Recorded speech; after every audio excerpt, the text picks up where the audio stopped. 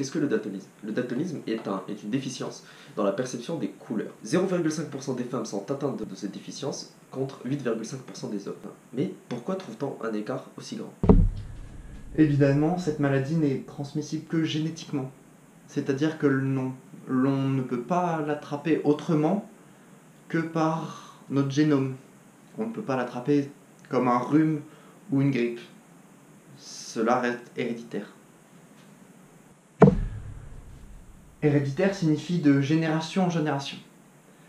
Il se transmet par le génome, notre ADN, et il est sur le chromosome X, le chromosome sexuel X. Et nous pouvons observer dans les stats mondiales que 8% des hommes sont touchés par cette maladie, alors que 0,5% des femmes le sont. Pourquoi un tel écart statistique?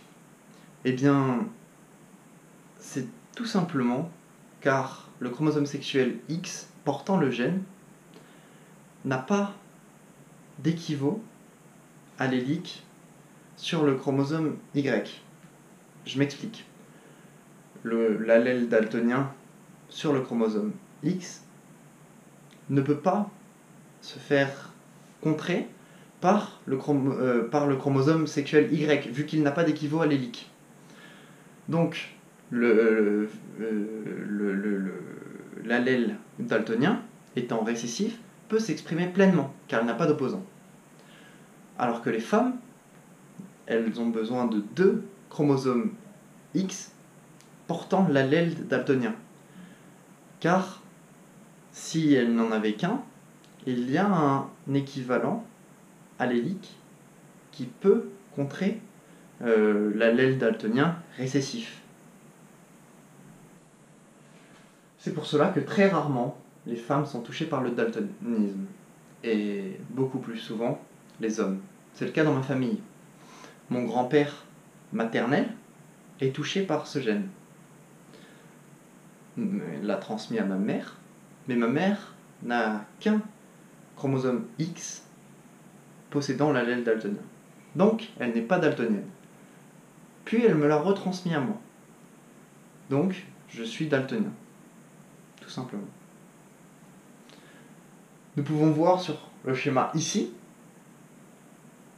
l'arbre génétique nous montrant comment le daltonisme est héréditairement transmissible. Mais comment a été découvert le daltonisme? Eh bien, le daltonisme a été découvert par un médecin du nom de Thomas Young qui, en diagnostiquant John Dalton au XVIIIe siècle, a découvert qu'il avait une cécité des couleurs. John Dalton a décrit ses troubles en continuant ses recherches sur la maladie et a enfin donné son nom à la maladie.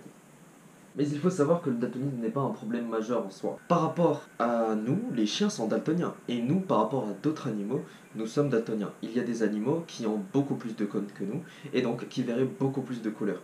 On est là dans le même cas qu'un humain qui n'arrive pas à voir les infrarouges et les ultraviolets. Le problème étant que dans notre société, le monde a été fait selon la perception d'une personne normale, ce qui peut poser quelques problèmes pour un daltonien quand il s'agit de différencier deux choses grâce à leur couleur. Évidemment, on se demande tous, mais c'est dur d'être un daltonien? Eh bien, à vrai dire, pas vraiment. Car nous n'avons jamais réellement vu comme tout le monde. Donc, nous n'avons pas de point de comparaison à avoir. Par exemple, la couleur rouge, sur laquelle j'ai quelques difficultés, je la vois pas différemment qu'avant. J'ai toujours grandi comme ça. Il n'y a pas de grande différence pour moi. À l'école, des fois, il y a quelques difficultés, par exemple en histoire-géo sur des croquis, ou dans d'autres matières en physique-chimie, lorsque nous avons travaillé sur les spectres. J'ai quelques difficultés dans ces domaines-là, par rapport à l'ensemble de la classe. Mais dans ma vie personnelle, ça ne me touche pas plus que ça, et je pense que c'est le cas pour tous les daltoniens. Mais quand j'ai porté pour la première fois les lunettes qui m'ont corrigé, atténué mon daltonisme, j'ai vu mille et une nuances, mille et une couleurs. J'étais dans une forêt à ce moment-là et j'ai vu les arbres et j'ai regardé autour de moi et c'était magnifique.